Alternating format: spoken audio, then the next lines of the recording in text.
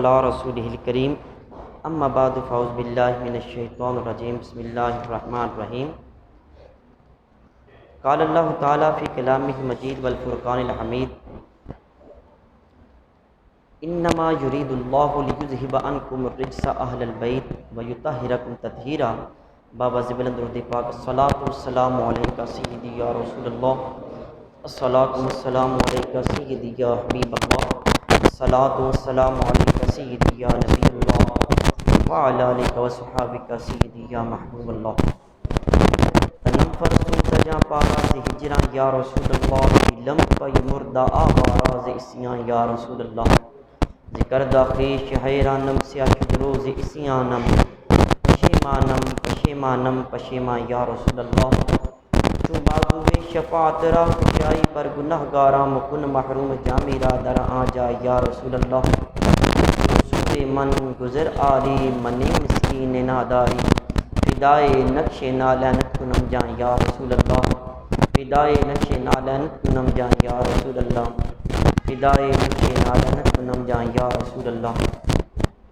گنہگارم سیاہکارم شفاعت یا رسول اللہ، خراب و خستہ و خارم شفاعت یا رسول اللہ۔ تو غنی از ہر دو عالم مم فقیر، روز محشر عذر ہائے مم پذیر۔ گر تمی بینی حسابم ناگزیر، از نگاہ مصطفیٰ پنہاں بگیر۔ میری زندگی کا مقصد تیرے دین کی سرفرازی، میں اسی لیے مسلمان، میں اسی لیے نمازی۔ میرے نہایت واجب احترام عزیز بزرگ و دوستو،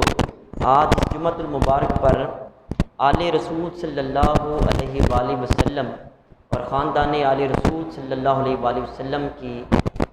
شان آپ کے سامنے عرض کروں گا، اور کچھ حسنین کریمین کے بارے میں بھی ان کی شانیں آپ کے سامنے عرض کروں گا۔ اللہ تعالیٰ سن سنا کے ہمارے دلوں میں آل رسول کی محبت پیدا فرمائے، اور آل رسول صلی اللہ علیہ وآلہ وسلم بالخصوص حضرت امام حسن و حسین رضی اللہ تعالی عنہما آپ کی محبت میں، آپ کی آل کی محبت میں اس دنیا میں زندہ رہنے کی اور اس دنیا میں ان کی محبت کے ساتھ جانے کی توفیق عطا فرمائے۔ قبر میں، حشر میں، جنت میں آل رسول کا ہمیں ساتھ عطا فرمائے۔ عزیز سامعین محترم، قرآن پاک میں اللہ تبارک و تعالیٰ ایک جگہ ارشاد فرماتا ہے کہ حضور علیہ السلام کا یہ مخاطب کر کے فرما رہے ہیں کہ لا اسألکم علیہ اجرا الا المودۃ فی القربہ، کہ جو آپ نے لوگوں کو دین دیا، جتنی بھی مشکلات زندگی میں برداشت کی، فرمایا ان تمام کے اوپر میں تم سے کوئی بھی اجر طلب نہیں کرتا، کوئی اجرت، کوئی مزدوری وہ تم سے طلب نہیں کرتا ہوں، سوائے ایک چیز کے، وہ یہ المودۃ فی القربہ، جو قریبی ہیں حضور علیہ السلام کے خاندان والے ہیں، ان کے ساتھ مودت کرنی ہے، یعنی محبت کرنی ہے۔ حضرت ام سلمہ رضی اللہ تعالی عنہا فرماتی ہیں آگے دوسری آیت کے بارے میں، جو اللہ تبارک و تعالیٰ نے نازل فرمائی، جس کی بنا کے اوپر ہم آل رسول صلی اللہ علیہ وسلم کے بارے میں اور لفظ پنج تن پاک بولتے ہیں۔ یہ پنج تن پاک کا اوریجن کیا ہے، اس کا بیک گراؤنڈ کیا ہے، وہ یہ آیت مبارکہ ہے۔ فرمایا انما یرید اللہ لیذہب عنکم الرجس اہل البیت ویطہرکم تطہیرا، بے شک اللہ تبارک و تعالیٰ کا یہ ارادہ ہے کہ تم سے رجس یعنی ناپاکی کو دور کر دے اے اہل بیت، ویطہرکم تطہیرا، اور تمہیں خوب پاک کر دے۔ اور اس آیت کا شان نزول حضرت ام سلمہ فرماتی ہیں کہ جب یہ آیت مبارکہ نازل ہوئی تو فارسل رسول اللہ صلی اللہ علیہ وسلم الی علی و فاطمہ والحسن والحسین فقال ہؤلاء اہل بیتی، کہ حضور علیہ السلام نے حضرت مولا کائنات حضرت علی المرتضیٰ، حضرت فاطمہ الزہرا اور حضرت امام حسن اور امام حسین، چار نفوس قدسیہ کو پیغام بھیجا، یہ آپ کی بارگاہ میں آئے۔ اس کے بعد دوسری روایت کے بھی الفاظ کو ضم کر کے عرض کرتا ہوں، حضور علیہ السلام نے ان چار نفوس قدسیہ کو اپنی چادر کے اندر داخل کر لیا اور پھر فرمایا اللہم ہؤلاء اہلی، اے میرے مالک و مولا یہ میرے گھر والے ہیں، یہ میرے گھر والے ہیں۔ تو ان پنجتن پاک کو ہم پنجتن پاک اس لیے کہتے ہیں کہ اللہ تعالیٰ نے فرمایا اے اہل بیت، نبی کے گھر والوں تم سے رجس کو دور کر دیا اور خوب تمہیں پاک کر دیا، اس لیے ہم کہتے ہیں یہ پنج تن، جو 5 تن ہیں، 5 جسم ہیں، یہ اللہ تبارک و تعالیٰ نے ان کو پاک کر دیا ہے۔ تو ان کی پاکی کے بارے میں خود اللہ تعالیٰ نے قرآن پاک میں ارشاد فرمایا ہے۔ پھر اسی طرح ایک اور آیت مباہلہ جس کو کہا جاتا ہے، نجران کے عیسائی تھے تو ان کو اپنے علم کے اوپر بڑا مان تھا، اور وہ یہ کہتے تھے کہ اللہ تبارک و تعالیٰ جس طرح وحدہ لا شریک ہے، اس کے ساتھ ساتھ حضرت عیسیٰ علیہ السلام نعوذ باللہ من ذالک وہ بھی اللہ ہیں، اور حضرت مریم علیہ السلام کو وہ خدا کی بیوی کہتے تھے۔ تو یہ ان کے ذہنوں میں تھا، تو روایات مختلفہ اس میں سے 12 سردار اور 60 کے قریب وہ بندے سرکار دو عالم صلی اللہ علیہ وسلم کی بارگاہ میں آئے، بڑے بہترین انہوں نے لباس پہن رکھے تھے، حضور عیسیٰ السلام کے پاس آئے، آ کے پوچھا جی آپ حضرت عیسیٰ علیہ السلام کے بارے میں کیا فرماتے ہیں؟ تو آپ نے فرمایا کہ وہ روح اللہ ہیں، کلمۃ اللہ ہیں، اللہ کے نیک بندے ہیں۔ تو انہوں نے کہا جی نہیں، ہمارا تو یہ خیال ہے کہ وہ اللہ ہیں۔ حضور عیسیٰ السلام نے فرمایا تم غلط کہتے ہو۔ ان کو اپنے علم کے اوپر بڑا مان تھا، کہنے لگے چلو ایسے کرتے ہیں، مباہلہ کر لیتے ہیں۔ ایک ہوتا ہے مناظرہ ہوتا ہے کہ آپ نے آرگو کرنا ہوتا ہے، آرگومنٹس دلائل دے کے کسی بندے کو زیر کرنا ہوتا ہے، اگلے بندے کو ثابت کرنا ہوتا ہے کہ میں سچا ہوں۔ مباہلہ یہ ہوتا ہے کہ دونوں فریق زبان سے دلائل نہ دیں بلکہ اللہ کی بارگاہ میں ہاتھ کھڑے کر لیں اور یہ دعا کریں یا اللہ جو جھوٹا ہے اس کو نیست و نابود کر دیں۔ تو عیسائیوں نے مباہلے کا چیلنج کر دیا، حضور عیسیٰ السلام نے فرمایا ٹھیک ہے مجھے قبول ہے۔ اب جب وقت طے ہو گیا تو ایک کھلے میدان میں جب جانے لگے تو سرکار دو عالم صلی اللہ علیہ وآلہ وسلم آگے آگے تھے، آپ کے پیچھے سیدہ کائنات تھیں، ان کے پیچھے مولا کائنات تھے، پیچھے امام حسن اور حسین تھے۔ تو جب عیسائیوں کو پتہ چلا کہ یہ نفوس قدسیہ بھی حضور عیسیٰ السلام کے ساتھ مباہلے کے لیے آ رکھے ہیں، تو ان میں سے جو سب سے سمجھدار تھا، سردار جو تھا، اس نے ان کو مشورہ دیا، کہا کہ دیکھو اگر حضور صلی اللہ علیہ وآلہ وسلم نے دعا کے لیے ہاتھ اٹھائے اور دعا کر دی اور حضور عیسیٰ السلام کی دعا کے اوپر ان نفوس قدسیہ نے آمین کہہ دیا تو یاد رکھنا قیامت تک عیسائیوں کی ساری نسل تباہ ہو جائے گی۔ اس لیے ان کے ساتھ مباہلہ نہ کرنا، ان کے اٹھے ہوئے ہاتھ کبھی بھی مالک واپس نہیں لوٹائے گا، اس لیے ان کے ساتھ مباہلہ نہ کرنا۔ تو وہ چلے گئے۔ تو اس مباہلے کی آیت جو تھی اس میں اللہ تبارک و تعالیٰ نے یہ آیت نازل کی، فَقُلْ تَعَالَوْا نَدْعُوا أَبْنَاءَنَا وَأَبْنَاءَكُمْ وَنِسَاءَنَا وَنِسَاءَكُمْ، یہ والی آیت جب نازل ہوئی تو دعا رسول اللہ صلی اللہ علیہ وسلم علیہ وفاطمۃ وحسن وحسین فقال اللہم ہؤلاء اہلی۔ تو حضرت سعد بن ابی وقاص کہتے جب یہ آیت مبارکہ نازل ہوئی تو حضور علیہ السلام نے حضرت مولا کائنات کو، حضرت سیدہ کائنات فاطمہ الزہرا کو، حضرت مولا حسن کو، مولا حسین کو بلایا اور بلا کے اللہ کی بارگاہ میں عرض کی اللہم ہؤلاء اہلی، مالک یہ میرے گھر والے ہیں، یہ میرے گھر والے ہیں۔ پھر عزیز سامعین محترم، آل رسول صلی اللہ علیہ وسلم کے بارے میں حضرت زید بن ارقم رضی اللہ تعالیٰ عنہ سے روایت ہے، ہم کیوں خاندان رسول سے دل و جان سے بڑھ کے محبت کرتے ہیں، ہم کیوں ان کا دامن تھام کے رکھتے ہیں، کیوں ہم ان کے در سے کسی اور در کی طرف رجوع نہیں کرتے ہیں، اس کی وجہ آپ کے سامنے عرض کرتا ہوں۔ حضور صلی اللہ علیہ وآلہ وسلم نے خطبہ ارشاد فرمایا اور فرمایا الا ایھا الناس، اے لوگو انما انا بشر، میں بے شک بشر ہوں، انسانی شکل میں ہوں، یوشک ان یاتی رسول ربی فاجیب، ان قریب میرے رب کا قاصد میرے پاس آئے اور میں لبیک کہہ دوں، یعنی موت کا فرشتہ آئے اور میں لبیک کہہ دوں کہ حاضر ہوں اور میں دنیا سے چلا جاؤں۔ پھر فرمایا کہ یہ اشارہ دیا صحابہ کرام کو، اور پھر یہ فرمایا وَإِنِّي تَارِكٌ فِيكُمْ ثَقَلَيْنِ، میں تم میں 2 وزنی چیزیں چھوڑ کے جا رہا ہوں۔ یہ قیامت تک کے لوگوں کے لیے تھا۔ فرمایا 2 وزنی چیزیں چھوڑ کے جا رہا ہوں، اولہما کتاب اللہ، ان میں سے ایک اللہ کی کتاب ہے یعنی قرآن پاک ہے، فیہ الہدی والنور، جس کے اندر اللہ نے ہدایت رکھی ہے اور یہ نور ہے لوگوں کے لیے۔ نمبر 1،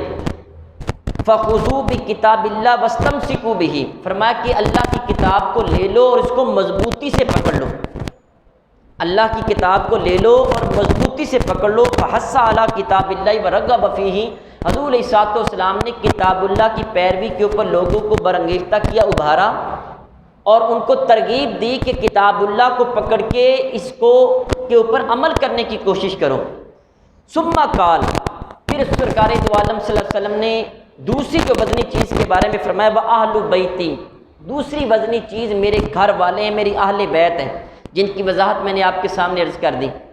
اور ان کے بارے میں 3 مرتبہ یہ الفاظ ارشاد فرمائے، اذکرکم اللہ فی اہل بیتی، اذکرکم اللہ فی اہل بیتی، اذکرکم اللہ فی اہل بیتی،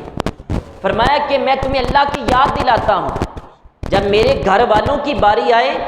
تو ان سے سلوک کرتے ہوئے خدا خوفی کرنا، اللہ کا خوف رکھنا، یہ نہ سمجھنا کہ یہ بھی ہمارے جیسے انسان ہیں تو ظاہری شکل میں انسان، لیکن جب ان کے ساتھ برتاؤ کرنے کی باری آئے، ان کے ساتھ معاملات طے کرنے آئیں، جب ان کی عزت کا معاملہ آئے تو پھر خدا خوفی رکھنا، یہ میرے گھر والے ہیں، ان کے خیال رکھنا، ان کی عزت کا، عظمت کا، تمام کا خیال رکھنا۔ دیکھیں آل رسول، سادات کرام کے بارے میں، سید زادوں کے بارے میں کریم آقا صلی اللہ علیہ وسلم نے یہ ارشاد فرمایا، اور دوسری روایت کے الفاظ یہ ہیں، فرمایا کہ انی تارکم فیکم ما ان تمسکتم بہ لن تضلوا بعدی، فرمایا کہ میں تم میں جو چیز چھوڑ کے جا رہا ہوں، اگر تم اس کو مضبوطی سے پکڑ لو گے، وہ کون سی تھی؟ ایک کتاب اللہ اور دوسری آل رسول، فرمایا جو ان کو مضبوطی سے پکڑ لے گا، لن تضلوا بعدی، تو قیامت تک تم گمراہ نہیں ہو سکو گے۔ یعنی ایک ہاتھ میں قرآن پاک ہو اور دوسرے ہاتھ میں آل رسول کا دامن ہو، جب دونوں کو ساتھ لے کے چلو گے تو قیامت تک تم گمراہ نہیں ہو سکو گے۔ ان دونوں کو ساتھ لے کے چلنا ہے۔ اور یاد رکھیں یہاں پہ کچھ گروہ ایسے پیدا ہو چکے ہیں جو صرف قرآن کو پڑھتے ہیں، آل رسول کا نام آ جائے تو ماتھے پہ بل پڑ جاتے ہیں، اور کچھ گروہ ایسا بھی ہے جو صرف آل رسول کا دامن تھام لیتا ہے، لیکن قرآن پہ عمل کرنے کی باری آئے تو دور دور سے قرآن کے ساتھ تعلق نہیں ہے۔ یہ بڑا حساس معاملہ ہے۔ آل رسول اور قرآن پاک دونوں کو ساتھ ساتھ جو ان کا دامن پکڑے گا وہی اس دنیا میں بھی کامیاب ہوگا، آنے والی دنیا میں بھی کامیابی ملے گی۔ پھر میرے کریم آقا صلی اللہ علیہ وآلہ وسلم کا ارشاد آل رسول کے بارے میں حضرت عبداللہ بن عباس رضی اللہ تعالیٰ عنہ روایت کرتے ہیں کہ حضور صلی اللہ علیہ وسلم نے آل رسول کو مخاطب کیا، فرمایا یا بنی عبد المطلب انی سألت اللہ لکم ثلاثہ، اے عبد المطلب کی اولاد، میں تمہارے لیے اللہ تعالیٰ سے 3 سوال کرتا ہوں، 3 دعائیں کرتا ہوں تمہارے لیے۔ وہ کون سی؟ فرمایا کہ ان یثبت قائمکم، جو تم میں سے راہ ہدایت کے اوپر قائم ہے اللہ اس کو ثابت قدم رکھے، وَأَن يَهْدِيَ ضَالَّكُمْ، اور جو تم میں سے بھٹک جائے، رستے سے ہٹ جائے، میں اللہ سے دعا کرتا ہوں میری آل رسول میں سے اس فرد کو اللہ ہدایت عطا فرما دے۔ اور نمبر 3، ان یعلم جاہلکم، تم میں سے جو علم نہیں رکھتا اللہ تعالیٰ اس کو علم کی دولت عطا فرما دے۔ پھر فرمایا وَسَأَلْتُ اللَّهَ، میں اللہ سے یہ بھی دعا کرتا ہوں ان یجعلکم جوداء نجداء رحماء، کہ مالک میری جو اولاد ہے، میری جو آل ہے، جو علی اور امام حسین کی آگے آل ہوگی، اس کے بارے میں حضور نے فرمایا میں دعا کرتا ہوں کہ اللہ تبارک و تعالیٰ تمہیں سخی بنا دے، سخاوت تمہارا طریقہ وتیرہ بن جائے، ونجداء تمہیں بلند مرتبہ بنا دے، رحماء تمہیں رحم کرنے والا بنا دے۔ پھر فرمایا آگے یہ 6 دعائیں دے کے، دعائیں بھی 3 دیں، پھر اللہ تعالیٰ سے یہ بھی عرض کیا کہ مالک ان کو سخی بنا دے، ان کو رحم کرنے والا بنا دے، ان کو بلند مرتبہ بنا دے۔ پھر آگے حضور علیہ الصلوۃ والسلام نے آل رسول کی اہمیت واضح کرتے ہوئے ارشاد فرمایا فَلَوْ أَنَّ رَجُلًا سَفَنَ بَيْنَ الرُّكْنِ وَالْمُقَامِ، اگر کوئی شخص مقام ابراہیم کے قریب، خانہ کعبے کے قریب جو جگہ ہے مقام ابراہیم، وہاں پہ کھڑا ہو کے فصلی وصام، روزے کی حالت میں نماز پڑھ رہا ہو. یعنی ذرا غور کرنے والی بات ہے، ایک خانہ کعبہ ہے، اللہ کا گھر ہے، پھر اللہ کے گھر میں وہ جگہ جہاں پہ کعبے کا امام جس جگہ پہ کھڑا ہو کے نماز پڑھاتا ہے مقام ابراہیم، اس جگہ پہ کوئی شخص کھڑا ہو کے نماز پڑھ رہا ہو، خالی نماز نہیں بلکہ ساتھ وہ روزے دار بھی ہو، نماز بھی پڑھ رہا ہو، روزہ بھی اس نے رکھا ہو، جگہ بھی خانہ کعبہ ہو جہاں ایک نماز کی فضیلت ہزاروں میں تبدیل ہو جاتی ہے، اس جگہ پہ بالکل رب کے گھر کے قریب نماز پڑھ رہا ہو، ثم لقی اللہ، اور نماز کی حالت میں، روزے کی حالت میں بندے کو خانہ کعبے میں موت آ جائے. اب دیکھیے بندے کی کتنی فضیلت ہے، روزہ دار بھی ہو، نماز بھی پڑھ رہا ہو، خانہ کعبہ بھی ہو، اور خانہ کعبے کے اندر وہاں اس بندے کو موت آ جائے، اللہ کے حضور چلا جائے. لیکن حضور علیہ الصلوۃ والسلام نے فرمایا وَهُوَ مُبْغِضٌ لِأَهْلِ بَيْتِ محمد، لیکن اوپر سے نمازی بھی ہے، روزہ دار بھی ہے، خانہ کعبے کے اندر نماز بھی پڑھنے والا ہے، لیکن حالت یہ ہے کہ اس کے دل میں آل رسول کا بغض موجود ہے. تو رب کے گھر میں نماز روزے کی حالت میں مرنے والے کو بھی اللہ تبارک و تعالیٰ داخل النار، جہنم میں داخل فرمائے گا، کیونکہ آل رسول کے ساتھ اس کا تعلق مضبوط نہیں ہے. اس لیے یاد رکھیں ایمان کی جو سب سے اہم ترین پرکھنے کی جو کسوٹی ہے وہ آل رسول کی محبت ہے، سادات کرام کی محبت ہے، حسین اور اس کے بچوں سے محبت ہے. اگر یہ نہیں ہے تو پھر کچھ بھی نہیں ہے. کہاں کی نماز، کہاں کا روزہ منہ پہ دے مارا جائے گا اگر آل رسول کا دل میں بغض موجود ہے. پھر میرے کریم آقا صلی اللہ علیہ وسلم کے صحابی حضرت ابو ذر غفاری رضی اللہ تعالیٰ عنہ کا انداز دیکھیں، کس انداز میں وہ آل رسول کی شان کو بیان کر رکھے ہیں. حضرت حنش کنانی فرماتے ہیں، کہتے ہیں میں نے حضرت ابو ذر رضی اللہ تعالیٰ عنہ کو یہ فرماتے ہوئے سنا، وہ کہہ رہے تھے وَهُوَ آخِذٌ بِبَابِ الْكَعْبَةِ، خانہ کعبے کے دروازے کو انہوں نے پکڑا ہوا تھا. کعبے کے دروازے کو پکڑ کے وہاں پہ لوگ ہزاروں کی تعداد میں موجود تھے. وہ کیا کہہ رہے تھے کہ من عرفنی فانا من عرفنی، جو مجھے پہچانتا ہے وہ مجھے پہچانتا ہے کہ میں کون ہوں. ومن انکرنی فانا ابو ذر، اور جس کو معلوم نہیں ہے دور دراز علاقوں سے آیا ہے وہ جان لے کہ میں حضور کا غلام ابو ذر غفاری ہوں، میرا نام ابو ذر غفاری ہے. خانہ کعبے کے دروازے کو پکڑ کے پہلے اپنا تعارف کروایا، جن کو پتا تھا ان کو اور تاکید کی، جن کو نہیں پتا تھا ان کو اپنا تعارف کروایا. کروانے کے بعد پھر حدیث شریف کون سی بیان کرتے ہیں، فرماتے سنو الا ان مثل اہل بیتی فیکم مثل سفینۃ نوح من قومہ. فرمایا کہ حضور علیہ الصلوۃ والسلام کو میں نے یہ فرماتے ہوئے سنا تھا کہ خبردار تمہارے اندر میرے گھر والوں کی، آل رسول کی قیامت تک مثال حضرت نوح علیہ السلام کی کشتی کی طرح ہے. حضرت نوح علیہ السلام نے تقریباً 950 سال لوگوں کو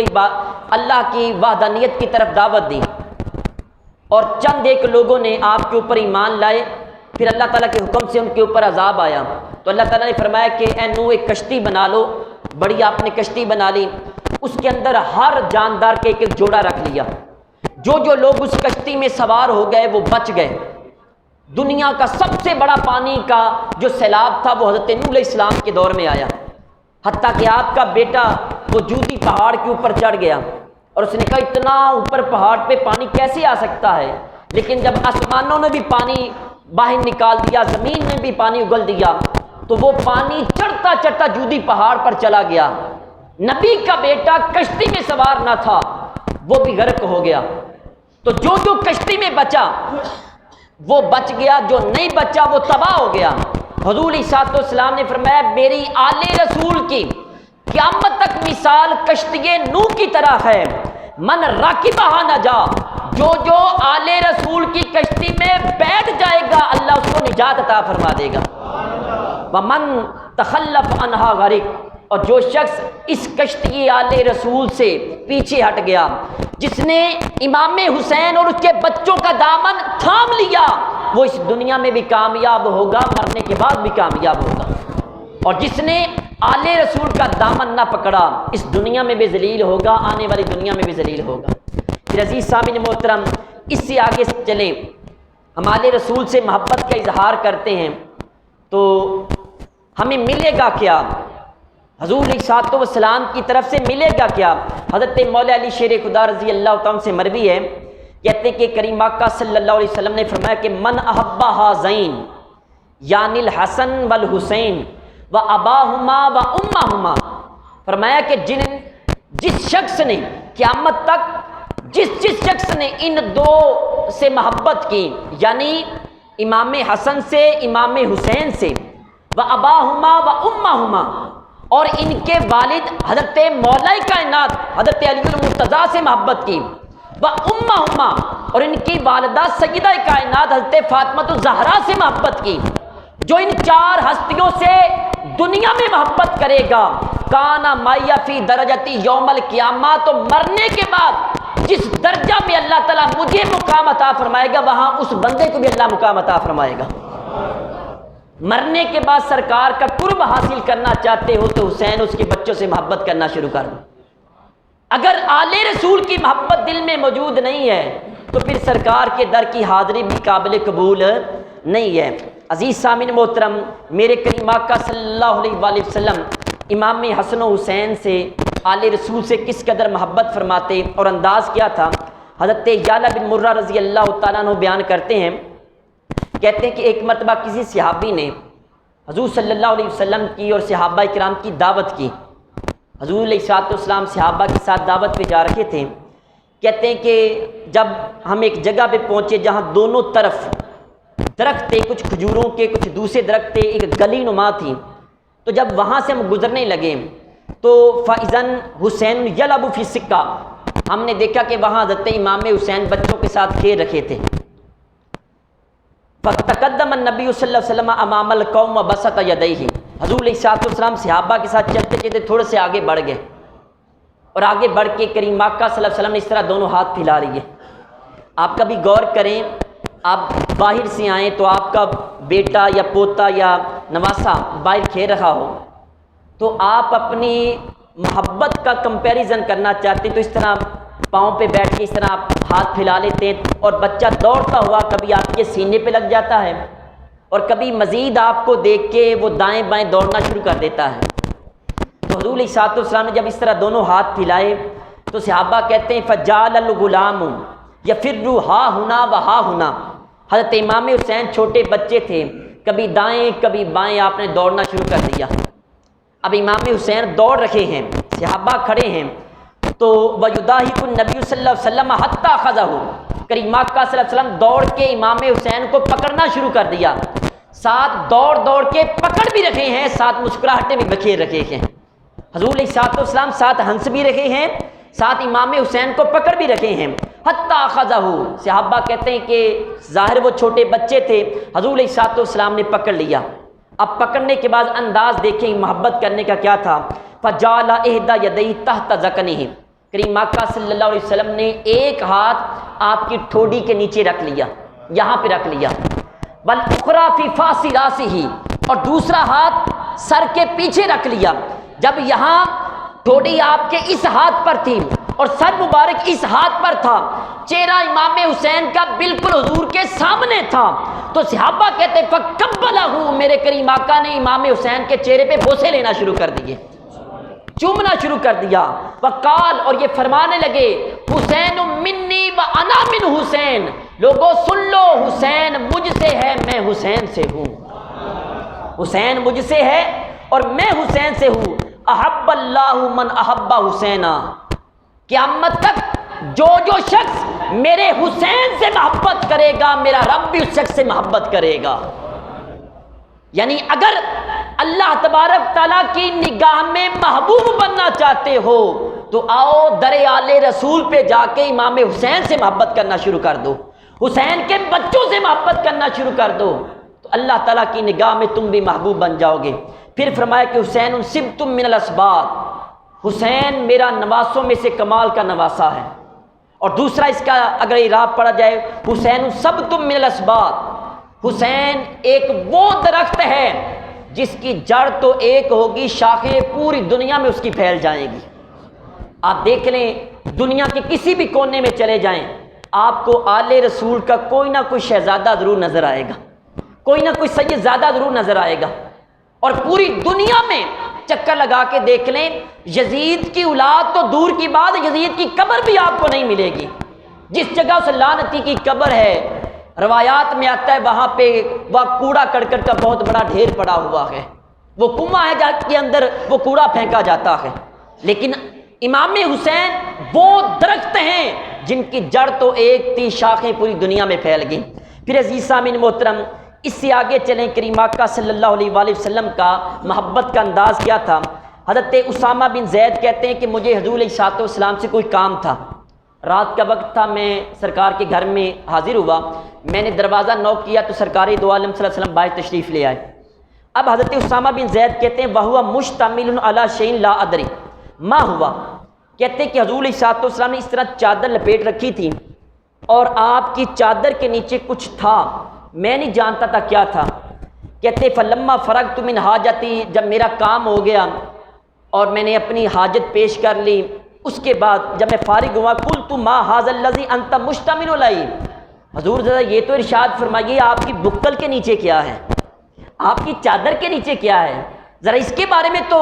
راز بتائیے، یہ کون سا راز ہے؟ تو حضرت اسامہ بن زید کہتے فکشفہ،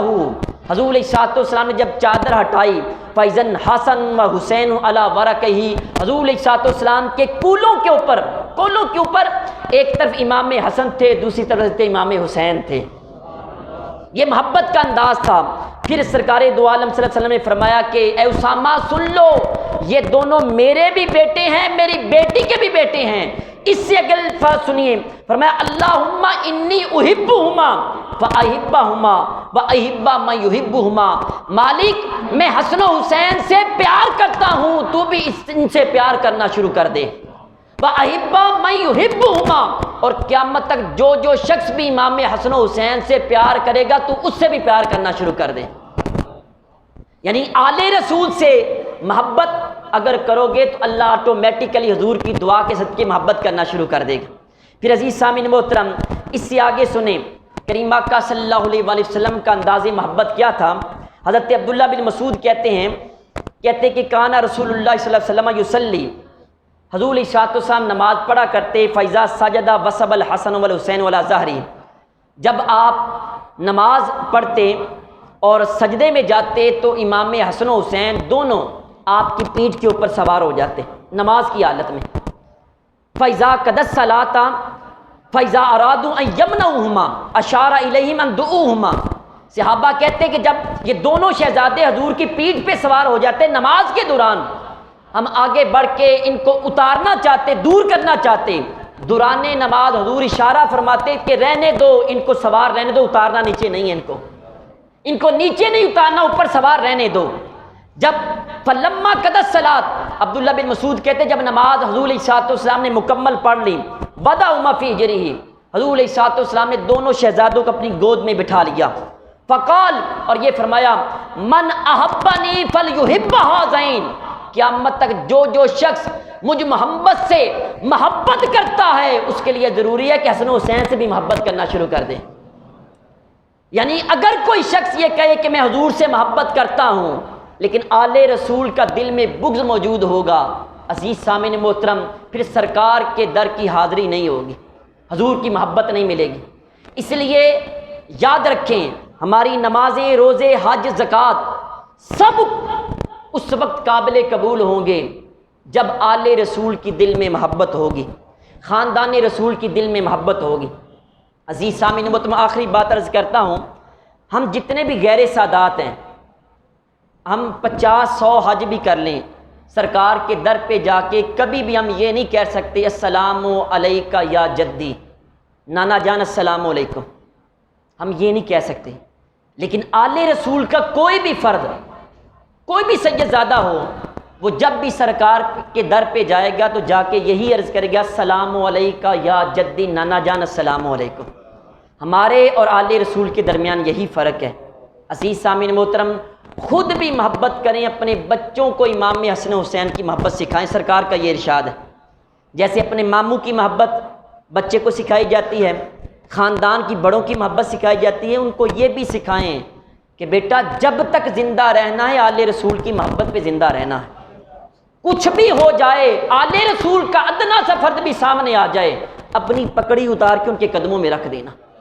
یہی سرکار کی محبت ہے، یہی اللہ تعالیٰ کا حکم ہے۔ اللہ تعالیٰ کی بارگاہ میں دعا ہے اللہ تعالیٰ عمل کرنے کی توفیق عطا فرمائے۔